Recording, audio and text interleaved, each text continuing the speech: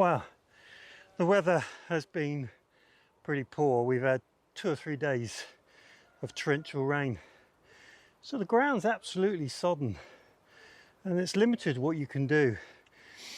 But with a no-dig approach, you can still move compost and lay it onto your bed. So I'm going to take the opportunity, with the weather being a little bit better, to pull back some of these covers, take out the tubes and put a nice fresh layer of compost on top. And then that will sit there for the winter months and be ready for next spring.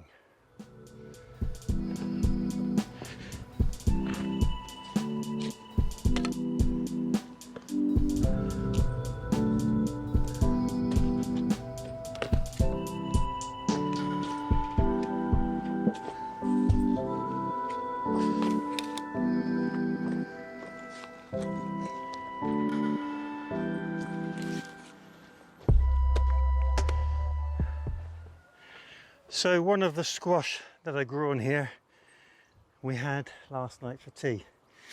And you've just seen me give the remnants of it to the chickens. Not sure whether they're going to eat it or not. We'll see. But this is what we made. Well, Mrs. K worked her magic and it was delicious. Squash with special secret ingredient, which is Gruyere cheese, and it was fantastic. So if you're wondering what you can do with squash, there are lots of different things. So we'll think about getting next year's ready and getting this cover off.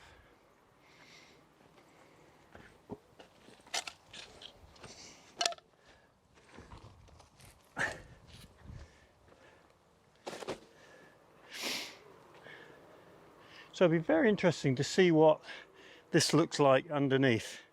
So I'll get the cover off now and show you what's been going on all year.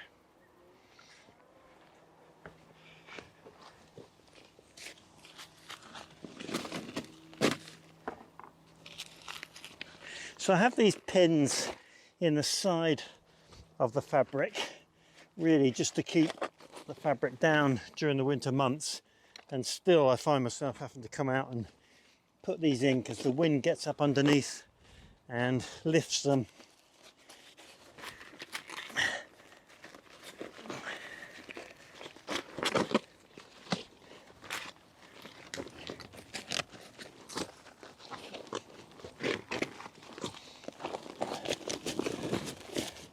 There we are, moment of truth.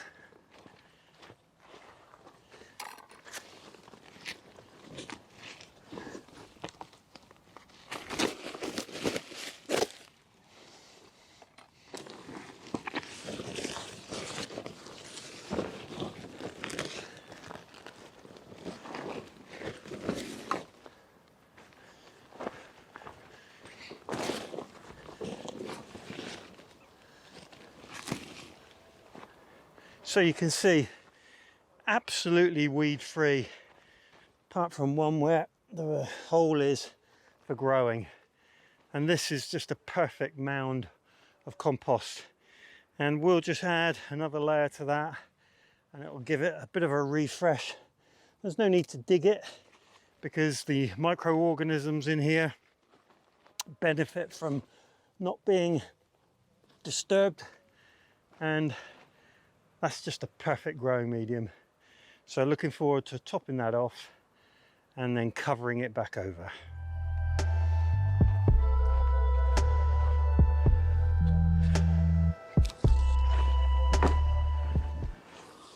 So this is my homemade compost made from horse manure and hay. And I'm just going to put a good layer right over the top of it. And in reality, it's probably going to take 2, maybe 3 of these barrows before I get the sort of layer that I'm looking for.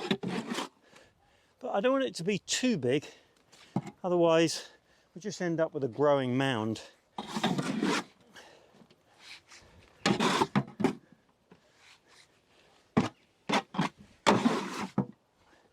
If if you see any weed in it, it's a good time to take it out.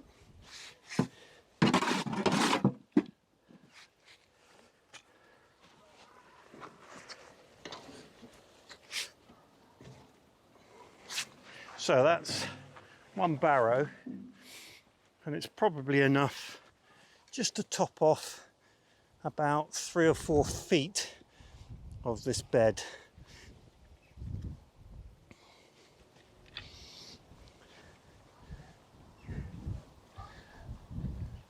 So I'm reckoning maybe 3 or 4 barrow loads in total.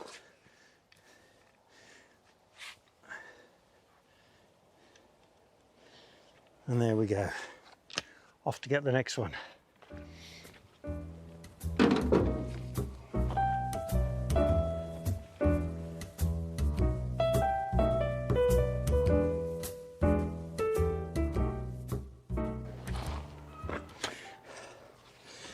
So, one of our subscribers asked a perfectly reasonable question, which is, if this is no dig, why do I spend so much time digging?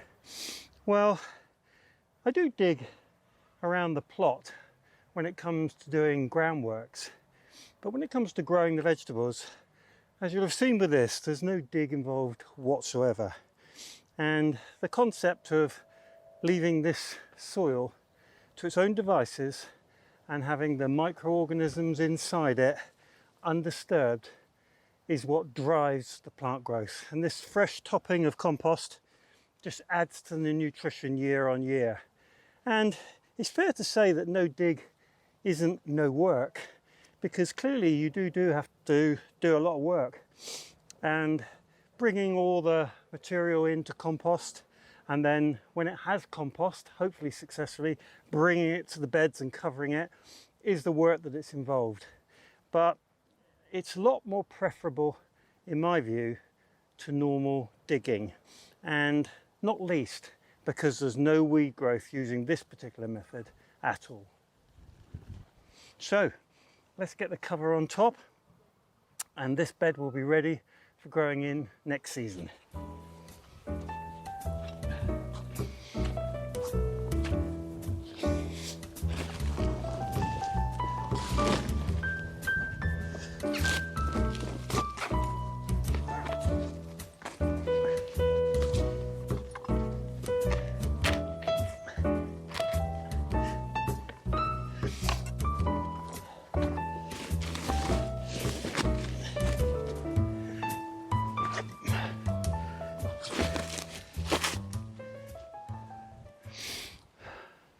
And there she blows, ready for a year of settling in, and the worms will come up and take a lot of that fresh material down into the compost. Beautiful.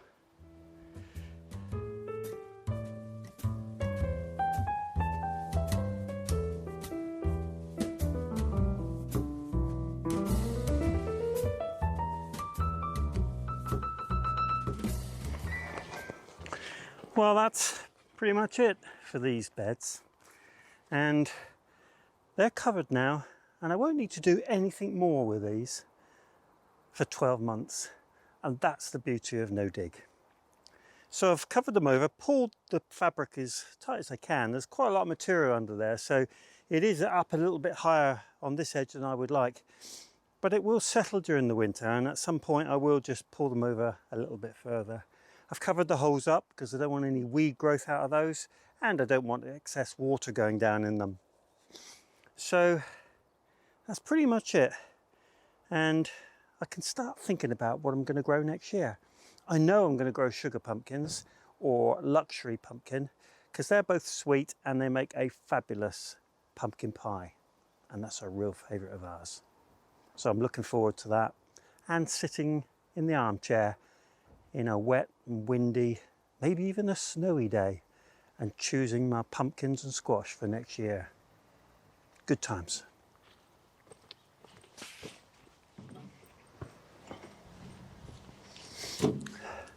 Well, as I said, it's been raining heavily for the last 2 or 3 days, and I was getting a bit stir crazy, missing the exercise. So it's good to be out today And whilst I've done quite a lot of heavy moving of compost and I'm feeling quite invigorated, I am going to have a bit of a go at this, because whilst it's a little bit drier, I feel like if I do a bit at a time, I'll get down deep enough for this pond. So with no further ado, I'm going to get my muscles working.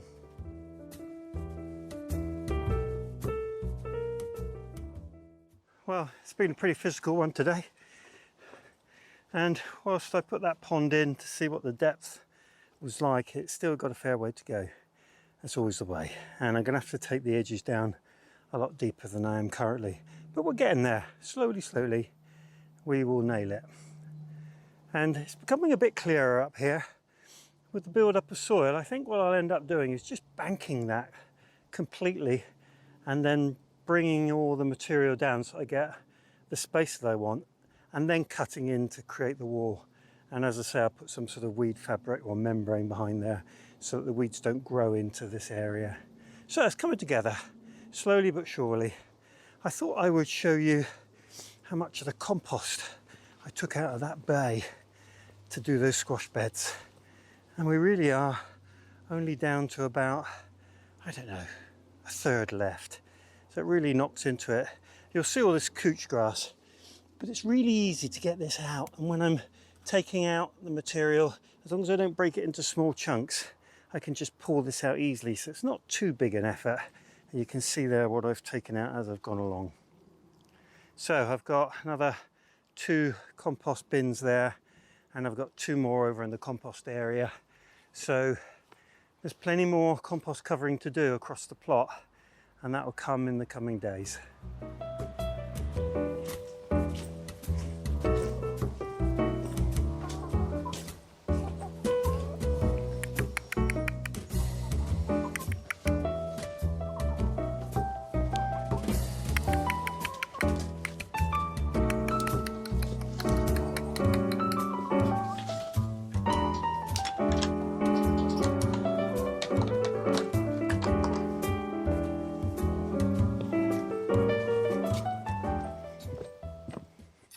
Well, as promised, this week I'm going to do a 500 subscriber giveaway, and I'm nearly at 500. Hopefully by the time this video goes up, or not long after, we'll have reached that goal. But I wanted to give away these 2 books, so it's a good excuse.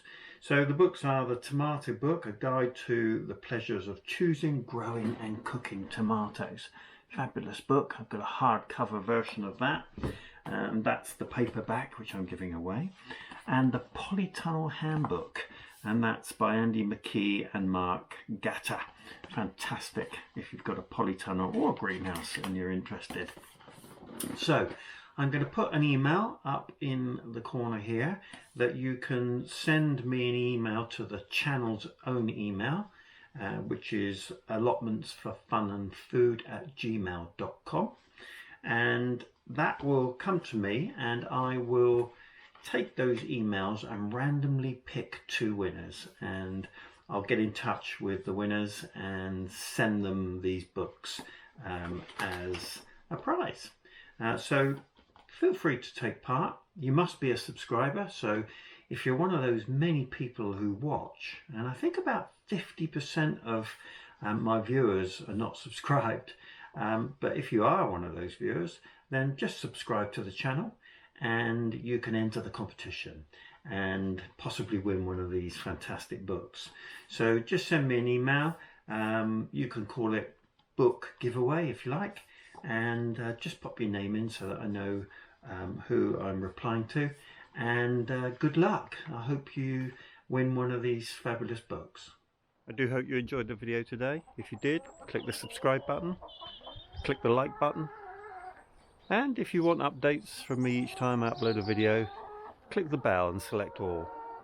I do hope you have a great day. Diolch yn fawr.